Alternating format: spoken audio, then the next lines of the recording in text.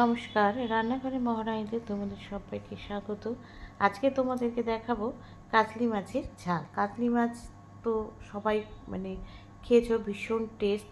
আর এই মাছটা কিন্তু খুব নরম মাছ হয়, তাই ভাজাটাও কিন্তু যখন ভাজবো একটু হালকা করে ভাজবো, মানে খুব কড়া করে ভাজবো না মাছটা।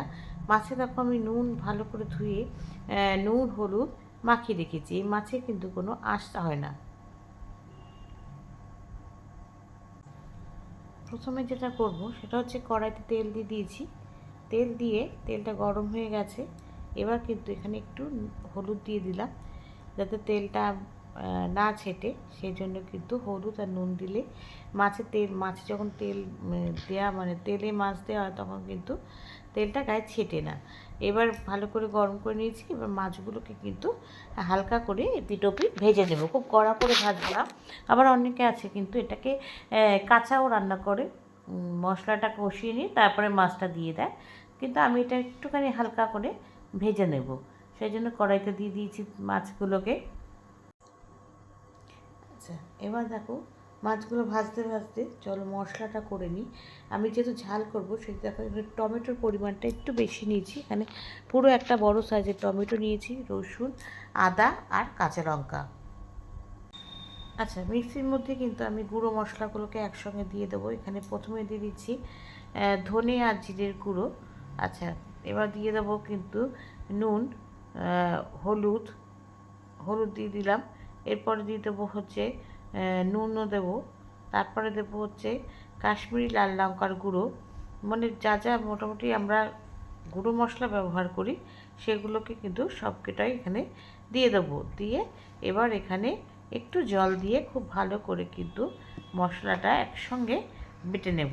তাহলে কিন্তু আর গুঁড়ো মশলাগুলো আলাদা করে দিতে হবে না। আচ্ছা, এবার মাছগুলো তোমাদেরকে ভাজা দেখাচ্ছি। দেখো কি মানে এত পাতলা মাছ যে কড়াইতে দিলে কিন্তু তলাটা লেগে যায়। যার যদি সবসময় কিন্তু একটু তেল বেশি দিয়ে ভাজবে তাহলে কিন্তু মাছগুলো ভাজা ভালো হবে। এবার মাছগুলোকে দিয়ে দিয়েছি। দিয়ে এবার আস্তে আস্তে দেখো একটা পিঠ আর আগুনটা তাপটা কিন্তু মিডিয়াম টু হাই ফ্লেমে লাগবে। মাছ তো ভেজে নিয়েছি। এবার এখানে দিয়ে দিচ্ছি কিন্তু কালো জিরে ফোড়নটা দিয়ে নেব। তেলটা কিন্তু আমার গরম হয়ে গেছে, কালো জিরেও কিন্তু ভালো করে ফোড়ন হয়ে গেছে। এবার মিক্সিতে যে মশলাটা করে রেখেছিলাম সেটা কিন্তু এবার আমি কড়াইতে দিয়ে দিলাম। এবার কড়াইতে কিন্তু ভালো করে মিক্সিতে কড়াই মশলাগুলো ভালো করে কষাবো। আচ্ছা, মিক্সি ধোয়া জলটাও কিন্তু দিয়ে দিলাম। দিয়ে এবার কিন্তু মশলাটা ভালো করে কষাবো। খুব ভালো করে কষিয়ে নিয়ে তারপরে কিন্তু মাছগুলো দিয়ে দেবো। মশলাটা কিন্তু ভালো মতন কষে গেছে, দেখতে পাচ্ছ। কালারটাও তেলও কিন্তু ছেড়ে দিয়েছে, কালারটাও খুব সুন্দর এসেছে। এবার কি করব, এখানে কিন্তু আমি আমার মানে যতটা ঝোল রাখবো সেরকম মাপে এখানে জল দিয়ে দেবো। মশলাটা কিন্তু আমার অনেকক্ষণ কষানো হয়ে গেছে, দেখতেই পাচ্ছ তেল ছেড়ে দিয়েছে। এবার কি করব, আমি কিন্তু পাশের ওভেনে জল ফুটিয়ে রেখেছি, গরম জল। এবার আমি আমার প্রয়োজন মতন কিন্তু জল দিয়ে দিলাম ঝোলের মধ্যে।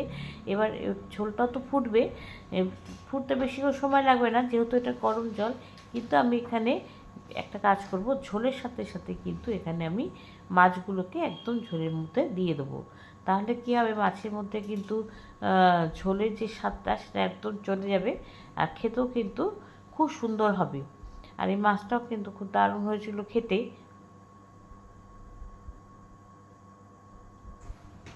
আচ্ছা, ঝোলের সঙ্গে তো মাছটা দিয়ে দিয়েছি, ঝোল আর মাছ একসঙ্গে ফুটবে বলে ওপর থেকে কিন্তু ধনেপাতা কুচি দিয়ে দিলাম। ধনেপাতা কুচি না দিলে কিন্তু রান্নাটা এত অসম্পূর্ণ খেতে ভালোই লাগে না। এই জন্য কিন্তু ওপর থেকে হালকা করে কিন্তু আমার প্রয়োজন মতন ধনেপাতা কুচি দিয়ে দিয়েছি। এবার মাছটা দিয়েছি, সবই দেওয়া হয়ে গেছে, ঝোলটা দেওয়া হয়ে গেছে। এবার শুধু ফুটবে, যত একটু ফুটলে ঝোলটা টানলে কিন্তু আমার রান্নাটা একদম হয়ে যাবে। আচ্ছা, দেখো হয়ে গেছে কিন্তু আমার একদম কাজলি মাছের ঝাল, দারুণ হয়েছিল খেতে। আর খুব সাধারণভাবে রান্না করেছি। আমি মাছটা ভেজেছি, তোমরা কিন্তু না ভেজেও করতে পারো। এইভাবে রান্না করে একদিন খেয়ে দেখো, খুব সুন্দর হয়েছিল খেতে। তোমরাও আমাকে জানিও কিন্তু লাইক, কমেন্টস আর শেয়ারের মাধ্যমে। তোমরা যারা আমার চ্যানেলটাকে সাবস্ক্রাইব করে আমার সঙ্গে রয়েছো তাদের জন্য রয়েছে অসংখ্য অসংখ্য ধন্যবাদ। আর যারা করনি তারা প্লিজ চ্যানেলটাকে সাবস্ক্রাইব করে আমার সঙ্গে থেকো। তোমরা সবাই সুস্থ থেকো, সাবধানে থেকো, ভালো থেকো। চলি, টাটা। দেখা হচ্ছে পরবর্তী নতুন কোনো রেসিপিতে তোমাদের সঙ্গে।